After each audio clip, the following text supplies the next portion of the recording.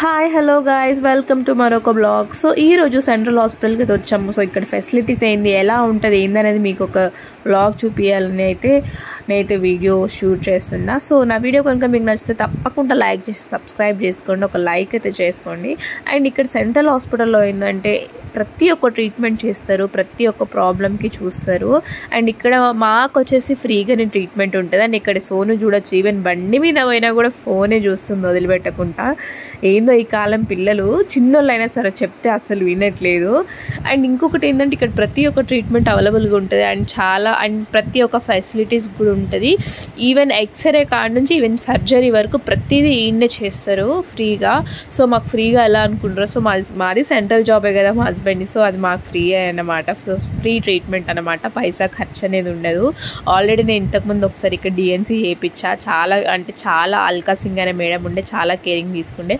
Already మా department వాళ్ళు పోతున్నాము మా ముందు. అండ్ ఇక్కడ ఏంటంటే ఒకరు డ్యూటీలో ఉండగా డిపార్ట్మెంట్లో ఏదైనా ప్రాబ్లం అయితే వాళ్ళే దగ్గర వచ్చి మరీ కేర్ చూసుకుంటారు.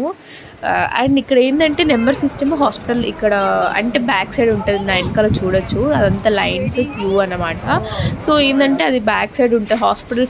అంటే నాది మేము యాక్చువల్గా డెంటిస్ట్ని కలవడానికి వెళ్ళాము. సో అది వచ్చేసి ముందు పార్ట్లో ఉంది, ముందు పోర్షన్లో. అండ్ ఈ నెంబర్ సిస్టమ్ వచ్చేసి బ్యాక్ సైడ్ ఉంటుంది. సో మనం హాస్పిటల్ లోపల నుంచి నడుచుకుంటూ వెళ్ళామనుకో మన కాళ్ళ నొప్పులు వచ్చేస్తాయి. సో అలా బైక్ వేసుకొని వెనక నుంచి వెళ్ళి స్లిప్ తీసుకొని మళ్ళీ మేము ముందుకు వచ్చేసి అలా అయితే మీట్ అవుతాం అనమాట డాక్టర్ని. అండ్ ఇక్కడ హాస్పిటల్ ఎంత పెద్దగా ఉంటుందంటే ఒక్కొక్క డిపార్ట్మెంట్ ఒక్కొక్క దగ్గర ఉంటుంది. డెంటిస్ట్ కానీ, గైనకాలజిస్ట్ కానీ, హార్ట్ సర్జన్ కానీ, న్యూరో కానీ, ఒక్కొక్కరు ఒక్కొక్క దగ్గర ఉంటారు. ఈవెన్ బ్లడ్ టెస్ట్ మనం చేయించుకుంటాం కదా, అవి కూడా ఒక్కొక్కటి. అంటే నార్మల్ బ్లడ్ టెస్ట్ ఒక దగ్గర, మళ్ళీ బ్లడ్ బ్యాంక్, ఇంకా హెవీ టెస్ట్ మళ్ళీ ఒక దగ్గర. అండ్ ఆపరేషన్ థియేటర్స్ కూడా 2 ఉంటాయి, చాలా పెద్దగా ఉంటాయి. అండ్ ఒక్క ఆపరేషన్ థియేటర్ ఎంత పెద్దగా ఉంటుంది అంటే మనం అందులో మినిమం ఒక 50 మెంబర్స్ ఈజీగా కూర్చోవచ్చు అండ్ ఈవెన్ పడుకోవచ్చు, అంత పెద్దగా ఉంటుంది. అండ్ చాలా నీట్గా కూడా ఉంటుంది అనమాట. చాలామంది నేను వినంగా చూసిన. అండ్ గవర్నమెంట్ హాస్పిటల్స్ ఎలా ఉంటాయంటే నీట్నెస్ ఉండదు, ఏముండదు, ఎలా పడితే అలా ఉంటుందని. బట్ సెంట్రల్ హాస్పిటల్స్ అయితే అలా కాదు, చాలా నీట్ అండ్ క్లీన్గా ఉంటాయి. అండ్ ప్రతి ఒక్క విషయంలో కూడా పేషెంట్ చాలా బాగా కేర్ చేసుకుంటారు.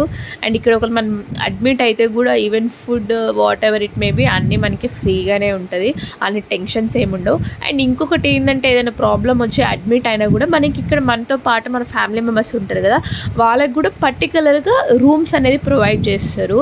సో అదైతే నేను వీడియో తీయలేకపోయినా.